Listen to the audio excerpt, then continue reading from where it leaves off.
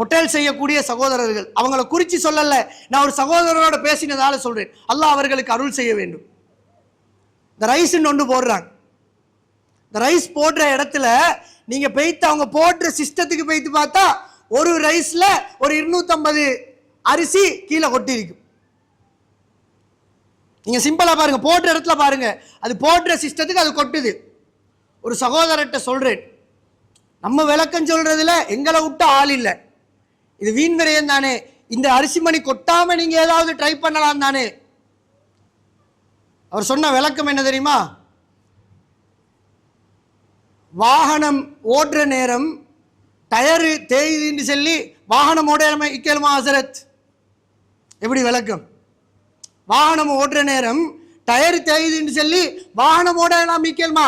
Rice போடக்கொள்ள கொஞ்சம் கொட்ட தான் செய்யும். அன்புள்ள சகோதரர்களே, நீங்க நினைக்காதீங்க இந்த விளக்கம் எல்லாம் இங்க பேசலாம். அல்லாஹு ரப்புல் ஆலமீன் எதுக்கு உனக்கு இந்த ரைஸ் தான் அல்லாஹ் கேட்க போறான். ஏன் தின்ன பஞ்சம் இல்லாமையா போடுற?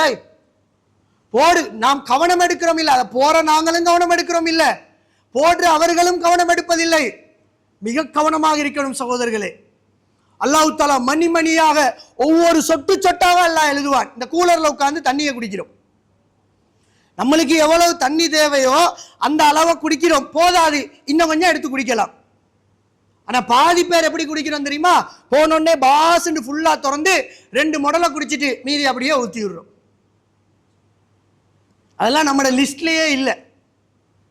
வுது செய்கிறோம், கொஞ்சம் வெளியில நின்று பார்த்தால் ஒரு நாளைக்கு வுது செய்கின்ற தண்ணியை விட பல லீட்டர் கொட்டி விடுகிறோம் சகோதரர்களே. பைப்பை நூலா திறந்து எடுக்கிறது தான் சுன்னா. அப்ப மட்டும்தான் அல்லாஹ் ஏற்றுக்கொள்வான். இதை நல்லா புரிஞ்சுக்கோங்க. நாம் நினைக்கின்றபடி இதுக்கெல்லாமா அல்லாஹ் கணக்கு பார்ப்பான்? உனக்கு பைப்பை நூல்ல திறந்து கொண்டு மெதுவாக ஆறுதலாக கையை பிடிச்சி தண்ணி நிறைகிற வரைக்கும் நின்று நீ முகத்தை கழுவணும்.